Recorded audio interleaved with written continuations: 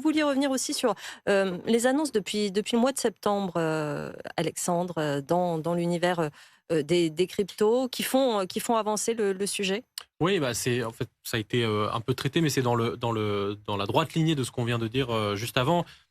Un mot, effectivement, déjà pour confirmer mon opinion sur le sujet, c'est que je pense que, on disait tout à l'heure, l'Europe a choisi de se diriger vers l'euro numérique de détail. Je ne pense pas. Je pense que la réalité un peu plus brutale, entre guillemets, c'est que Christine Lagarde a décidé d'avancer vers l'euro numérique de détail.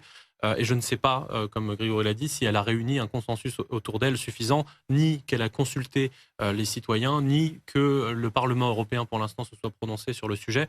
En revanche, j'allais dire, peut-être en contraposé, l'espoir, c'est que éventuellement, au fur et à mesure d'une poussée pour mettre en place quasiment au forceps cet euro numérique, peut-être qu'on arrivera à avoir un débat en Europe sur, de manière générale, la vie privée, la réglementation financière, son caractère invasif dans la vie des gens. Ça, j'allais dire, ce serait une externalité positive Mmh. de ce débat-là. Mmh. Mais en parallèle, effectivement, pendant que nous, on débat depuis maintenant quasiment 5 ans de l'euro numérique et qu'il a été encore repoussé, si jamais il devait voir le jour quasiment à la fin de la décennie, alors autant dire qu'au moment où il verra le jour, s'il voit le jour, on aura déjà du stablecoin dollar partout, donc je ne suis pas convaincu de son utilité. Oui, parce Euh, que juste pour préciser, c'est pas avant 2029 Non, c'est ça. que les citoyens l'utiliseront. Et il se sera passé beaucoup de choses. L'utiliseraient, oui. En parallèle de ces débats interminables, on a effectivement les banques centrales et fonds souverains, Hubert en a dit 2 mots, qui en fait, eux, disent bah, « moi, je fais ma route de mon côté ».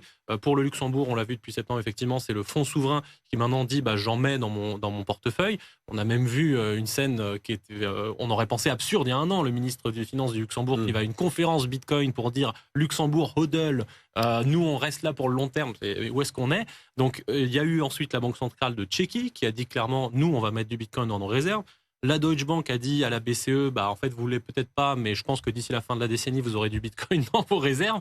Donc, en fait, il y a le monde qui bouge et ça donne la sensation que la BCE est un peu en train de subir un syndrome de forteresse assiégée avec non, non, mais je vous jure, on va sortir notre euro numérique. Alors, personne n'en a envie, parce que personne n'en a envie. Hein. Les banques n'en ont pas envie, ça va les flinguer, entre guillemets. C'est-à-dire qu'il y a ce côté fuite vers une monnaie de bonne qualité, donc potentiel risque systémique sur la stabilité financière. Les citoyens n'en ont pas envie. Le personnel politique n'a pas été consulté. Bah, les citoyens, surtout, ne voient pas ce que ça va leur Toujours pas. apporter de Donc, plus. Du mal à voilà, comprendre. Oui. c'est exactement ce que je voulais dire. C'est que pour l'instant, à part en haut de la BCE, on n'a pas tout à fait compris qui a intérêt à ce que cette chose sorte.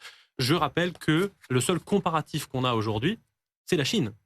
Ou le Nigeria qui s'est effondré, encore pire. Donc moi, ce n'est pas les modèles de société vers lesquels je veux aller. Et je pense que à chaque fois que Christine Lagarde réinsiste en disant nous sommes en retard sur la Chine, sans le savoir, elle est en train d'envoyer un message qui est extrêmement anxiogène par rapport à son projet de société qu'elle met derrière l'euro numérique.